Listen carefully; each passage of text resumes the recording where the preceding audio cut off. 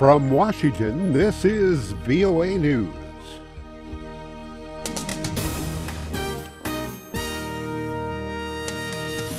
Many are dead in the wake of violent demonstrations in Ukraine.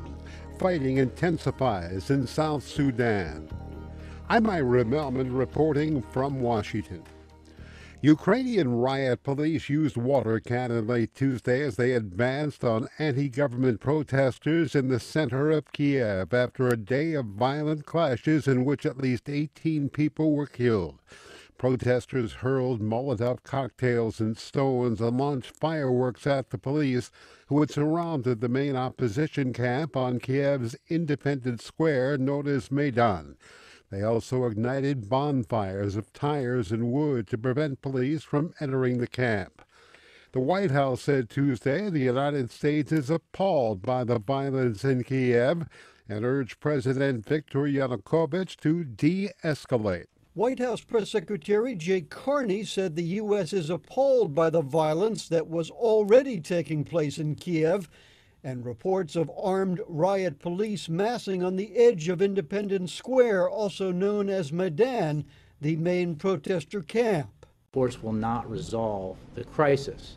To restore peace and stability, we urge President Yanukovych to de-escalate immediately the situation and end the confrontation at Maidan. The U.S. Embassy in Kyiv issued an update on its website about the latest violence, advising all U.S. citizens to maintain a low profile and to remain indoors. The statement advised all U.S. citizens to avoid all protests, demonstrations, and large gatherings, saying the situation in Ukraine is unpredictable and could change quickly. Dan Robinson, VOA News, the White House. U.S. Secretary of State John Kerry made an unannounced visit to Tunisia Tuesday, praising progress in the country where the Arab Spring began 3 years ago. Kerry met in Tunis with President Marzouki, telling him the United States is very impressed by the steps that you have been taking by the rational, thoughtful approach to the transition. Kerry said Tunisia's new constitution, which was ratified in January, can serve as a model for others in the region. The Tunisian people have ratified a new constitution, a constitution that is rooted in democratic principles, equality, freedom, security, economic opportunity, and the rule of law. And it is a constitution that can serve as a model for others in the region and around the world. Tunisia's new constitution sets out to make the country a democracy not based on Islamic law, but some government opponents say it does not do enough to protect women's rights.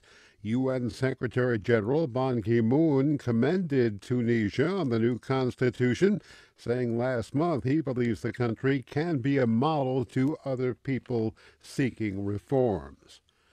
Negotiators from Iran and a group of world powers met Tuesday in Vienna to discuss a long-term agreement to ensure Iran's nuclear program is peaceful. The two sides reached an interim deal in November that calls for Iran to cut back its most sensitive nuclear activity in exchange for limited sanctions relief. Iran has long insisted that its nuclear program is only meant for things like generating power and medical research. In this new agreement, the group that includes the United States, Britain, China, France, Russia, and Germany wants Iran to provide assurances it will not develop nuclear weapons. In return, Iran wants all of the sanctions that have sharply affected its economy to be lifted. New fighting has broken out in South Sudan, threatening a ceasefire the government and rebels agreed to last month.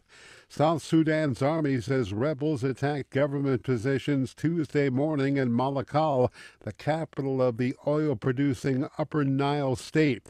A spokesman for rebel forces tells VOA the rebels were responding to government attacks.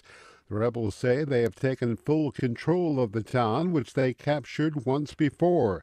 An army spokesman says the rebels seized only partial control.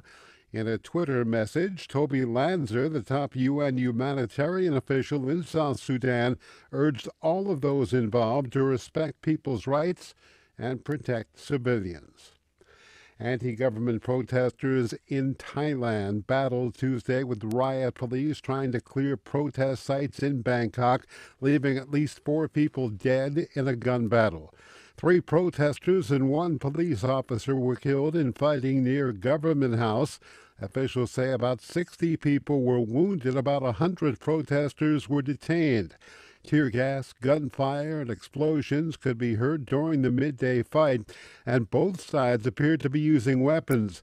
Previously, police had vowed not to use violence in their efforts to clear camps of protesters trying to oust Prime Minister Yingluck Shinawatra.